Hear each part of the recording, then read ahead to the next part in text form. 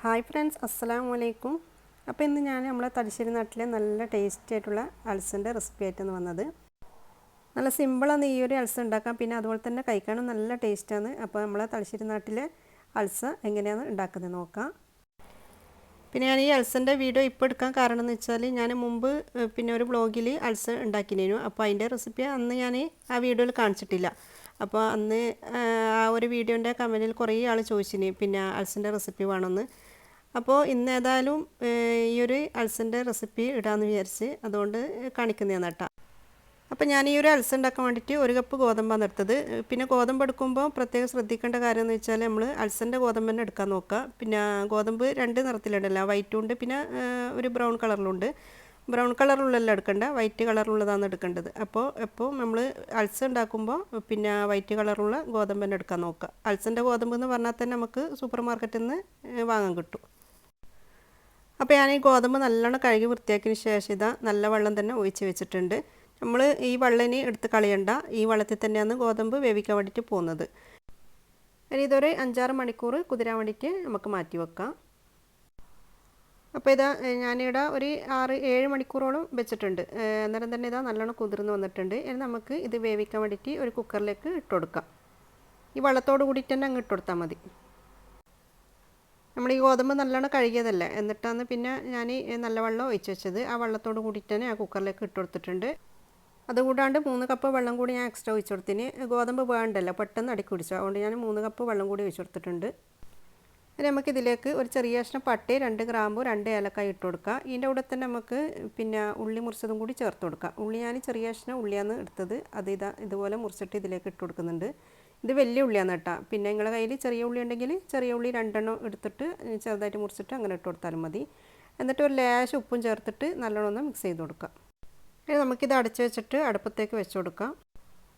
ഇനി ഇതൊരു law to medium ഫ്ലെയിമിൽ വെച്ചിട്ട് ഒരു 5-8 വിസിലെങ്കിലും അടിക്കണം. പിന്നെ നമ്മൾ തീയങ്ങ് കൂട്ടി കൊടുത്തിട്ട് ഒന്നിച്ചങ്ങ് വിസിലടിക്കുന്ന വിധത്തിലാക്കരുത്, എന്നിട്ട് പിന്നെ ഗോതമ്പ് വെന്ത് കിട്ടൂല. മീഡിയം ഫ്ലെയിമിൽ വെച്ചിട്ട് വേണം നമ്മൾ പിന്നെ ആ ഒരു ചെറിയ തീയിൽ ഒരു 5-8 വിസിൽ അടിയാൻ വേണ്ടിയിട്ട്, എന്നാലും നമുക്ക് കറക്റ്റ് പാകത്തിന് ഗോതമ്പ് വെന്ത് കിട്ടാൻ. എനിക്കിപ്പോൾ ഈ ഗോതമ്പ് വെന്തിട്ടാൻ വേണ്ടിയിട്ട് ഒരു 8-9 വിസിലോളം അടിഞ്ഞിട്ടുണ്ട്. പിന്നെ ഇതാ കറക്റ്റ് പാകത്തിന് തന്നെ വെന്തിട്ടുണ്ട്.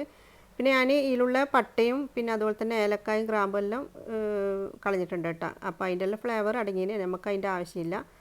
നമുക്കിതൊന്ന് ഉടച്ചെടുക്കണമല്ലോ, അപ്പോൾ അതിന് വേണ്ടിയിട്ട് ഞാനിത് എഗ് ബീറ്റർ വെച്ചിട്ടാണ് ഇതുപോലെ ചെയ്തെടുക്കുന്നത്. കൂടുതലങ്ങ് കുറേ നേരം ഒന്നും അങ്ങനെ ചെയ്തെടുക്കണ്ട, ചെറുതായിട്ടൊന്ന് ആ ഒരു അൽസൻ്റെ രൂപത്തിലായിട്ട് കിട്ടുന്നവരെ നമുക്ക് ഇതുപോലെ ചെയ്തെടുക്കാം. നിങ്ങൾക്ക് ഇത് വേണ്ടാന്നുണ്ടെങ്കിൽ മിക്സിൻ്റെ ജാറിൽ ലേശം ഇട്ടിട്ട് അങ്ങനെ ചെയ്തെടുത്താലും മതി. മിക്സിൻ്റെ ജാറിൽ ചൂടോടെ അങ്ങ് ഇട്ട് കൊടുക്കേണ്ടതേ ഉള്ളൂ. ചൂടോടെ ഇട്ട് കൊടുക്കുമ്പോൾ പിന്നെ മൂടിയെല്ലാം തെറിച്ചിട്ട് പുറത്തേക്ക് ചാടും. എഗ് ബീറ്റർ ആകുമ്പോൾ പിന്നെ പ്രശ്നമില്ല, ചൂടോടെ ആയാലും പ്രശ്നമൊന്നുമില്ല. ഇനി അതും അല്ലാന്നുണ്ടെങ്കിൽ രണ്ടും അല്ലാന്നുണ്ടെങ്കിൽ നിങ്ങൾക്ക് കുറച്ച് തടിയുള്ള കയ്യിലോ അതെന്തെങ്കിലും വെച്ചിട്ട് അങ്ങനെ ഉടച്ചെടുത്താലും മതി. അപ്പോൾ ഞാൻ എഗ് ബീറ്റർ വെച്ചിട്ടാണ് ഇത് നല്ലോണം ഉടച്ചെടുത്തത്. എന്നിട്ട് ഞാൻ ഇതിലേക്ക് പിന്നെ ആവശ്യത്തിനുള്ള കട്ടി തേങ്ങാപ്പാലും കൂടി ചേർത്തിട്ട് നമുക്ക് ആ ഒരു കറക്റ്റ് അൽസൻ്റെ ആ കറക്റ്റ് അയവ് ഉണ്ടാവില്ല, ആ ഒരു അയവ് കിട്ടുന്ന വിധത്തിൽ നമുക്ക് തേങ്ങാപ്പാൽ ഒഴിച്ച് കൊടുക്കാം. തേങ്ങാപ്പാലും കൂടി ഒഴിച്ചു കൊടുത്തതിന് ശേഷം ഞാൻ അടുപ്പത്ത് ചെറിയ തീയിൽ വെച്ച് കൊടുത്തിട്ടുണ്ട്. ഇനി നമുക്ക് അതിലേക്ക് വേണ്ടിയിട്ടുള്ള ഉള്ളിയും പിന്നെ അണ്ടിപ്പരിപ്പും പൊരിച്ചെടുക്കണമല്ലോ, അതിന് വേണ്ടിയിട്ട് ഞാൻ 6 kg പൊരിച്ചെടുക്കുന്നത്. 6 kg നല്ലൊരു ടേസ്റ്റാണ് കേട്ടോ. അപ്പോൾ 6 kg തന്നെ ഉള്ളിയും അണ്ടിപ്പരിപ്പെല്ലാം പൊരിച്ചെടുക്കാൻ നോക്കാം. നല്ല ഒറിജിനൽ ടേസ്റ്റ് കിട്ടണമെങ്കിൽ അങ്ങനെ തന്നെ ചെയ്യുക. പിന്നെ ഞാൻ ഒരു കാര്യം പറയാൻ വിട്ടുപോയി, നിങ്ങൾക്ക് ഇപ്പോൾ ചിക്കൻ ഇട്ടിട്ട് അൽസ വേണമെന്നുണ്ടെങ്കിൽ പിന്നെ ഗോതമ്പ് വേവിക്കുന്ന സമയത്ത് ഒരു കഷ്ണം എല്ലില്ലാത്ത ചിക്കൻ്റെ പീസ് നോക്കിയിട്ട് അങ്ങനെ ഇട്ടിട്ട് വേവിച്ച് കൊടുത്തേട്ടാ. ഇവിടെ പിന്നെ ആർക്കും അങ്ങനെ ചിക്കൻ ഇട്ടിട്ട് ഇഷ്ടമല്ല, അതുകൊണ്ടാണ് ഞാൻ ചിക്കൻ ഇടാണ്ടുന്നത്. അപ്പോൾ ഞാനിതാ പിന്നെ നമ്മൾ ഉള്ളിയും അണ്ടിപ്പരിപ്പും പൊരിച്ച നെയ്യില്ല, അത് ഞാൻ കുറച്ച് അൽസയിലേക്ക് ഒഴിച്ചിട്ട് മിക്സായി കൊടുത്തിട്ടുണ്ട്. അപ്പോൾ അങ്ങനെ ചേർത്ത് കൊടുക്കുമ്പോൾ നല്ലൊരു ടേസ്റ്റാണ് അൽസക്ക്. ഇനി നല്ലൊരു സെർവിങ് പ്ലേറ്റിലേക്ക് നമ്മൾ അൽസ ഇട്ട് കൊടുത്തതിന് ശേഷം ഇതിൻ്റെ മേലെ നമ്മൾ പൊരിച്ച നെയ്യും പിന്നെ അതുപോലെ തന്നെ പൊരിച്ച ഉള്ളിയും അണ്ടിപ്പരിപ്പെല്ലാം ഇട്ട് കൊടുക്കാം. അപ്പോൾ നല്ല ടേസ്റ്റി ആയിട്ടുള്ള തലശ്ശേരി അൽസ ഇവിടെ റെഡി ആയിട്ടുണ്ട്. പിന്നെ ഞാൻ നേരത്തെ പറഞ്ഞ പോലെ നിങ്ങൾക്ക് ചിക്കന് ഇട്ട് കൊടുക്കണമെങ്കിൽ ഒരു കഷ്ണം ചിക്കന് ഗോതമ്പ് വേവിക്കുന്ന സമയത്ത് ഇട്ട് കൊടുക്കുക കേട്ടോ. അപ്പോൾ എന്തായാലും ഈ ഒരു അൽസ നിങ്ങൾ ഉണ്ടാക്കി നോക്കിയിട്ട് ഫീഡ്ബാക്ക് അറിയിക്കുക. വീഡിയോ ഇഷ്ടമായിട്ടുണ്ടെങ്കിൽ ലൈക്ക് ചെയ്യുക, ഫാമിലി ഫ്രണ്ട്സിനൊക്കെ ഷെയർ ചെയ്ത് കൊടുക്കുക. ചാനൽ ആദ്യമായിട്ട് കാണുന്നവരാണെങ്കിൽ ഒന്ന് സബ്സ്ക്രൈബ് ചെയ്യുക. Thank you.